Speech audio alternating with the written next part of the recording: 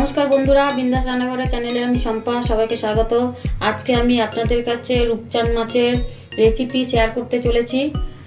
তো এইভাবেই আপনারা ঘরে থাকা উপকরণ দিয়ে রূপচাঁদ মাছের রেসিপি করে খান, খুবই ভালো লাগবে আর খুবই অল্প সময়ের মধ্যেই। কমেন্ট করে জানাবেন কেমন হয়েছে রূপচাঁদ মাছের রেসিপি, আর অবশ্যই একটা শেয়ার করে লাইক করবেন, কমেন্ট করে জানাবেন আর সাবস্ক্রাইব করবেন। যারা এখনও সাবস্ক্রাইব করেননি তাদেরকে অনুরোধ করছি সাবস্ক্রাইব করে দেওয়ার জন্য, আর যারা করেছেন তাদেরকে অসংখ্য ধন্যবাদ আমার চ্যানেলে পাশে থাকার জন্য।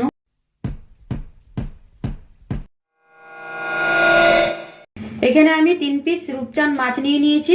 তো এখন আমি ভালো করে ধুয়ে নিয়েছি। এখন এখানে হলুদ গুঁড়ো দিয়ে দেবো আর নুন দিয়ে দেবো। নুন দিয়ে হলুদ দিয়ে ভালো করে মাখিয়ে নেব।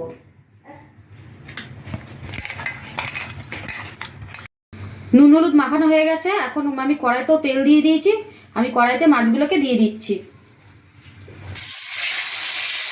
তেল খুব ভালো করে গরম হয়েছে, তারপরে আমি মাছগুলো দিলাম।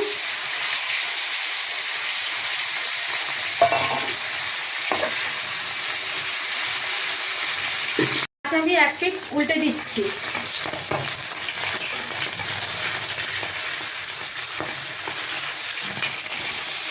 একদিকটা ভাজা হয়ে গেছে আর একদিকটা আমি ভেজে নেব।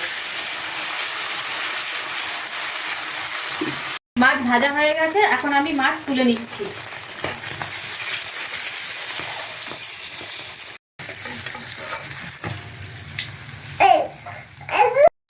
কড়াইতে তেল রয়েছে, আমি আর তেল দেবো না। তেলের মধ্যে আমি অল্প জিরা দিয়ে দিচ্ছি।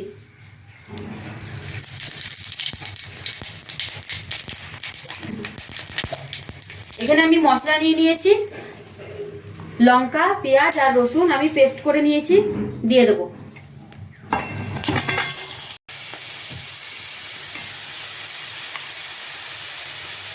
মশলা দিয়ে দিয়েছি, এখন আমি এর মধ্যে অল্প জল দিয়ে দেবো। দিয়ে দেবো হলুদ, পরিমাণ মতো হলুদ, কাশ্মীরি লঙ্কা গুঁড়ো। কাশ্মীরি লঙ্কা গুঁড়ো আমি 2 চামচ দিলাম। দিয়ে আমি ভালো করে মশলাটাকে কষিয়ে নেব। এখানে আমি একটা বড় সাইজের টমেটো নিয়েছি, দিয়ে দিচ্ছি। আর দিয়ে দেবো আমি স্বাদ মতো নুন।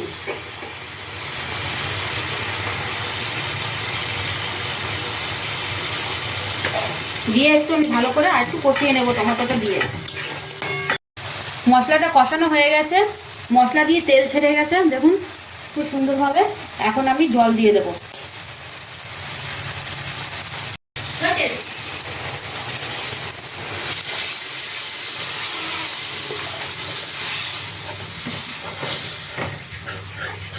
পরিমাণ মতন আমি চেপে জল দিলাম। আমি 5 মিনিট ঝোলটাকে ফুটতে দেবো।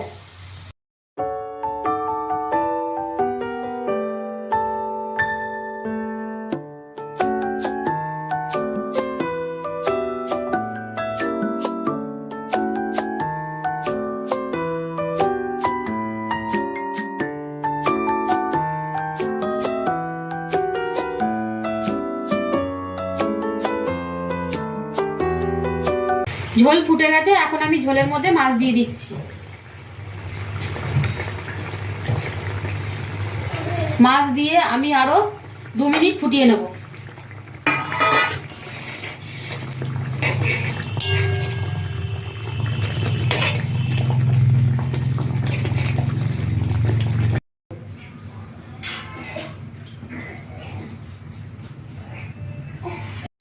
এখন আমি এর মধ্যে গরম মশলা দিয়ে দিচ্ছি।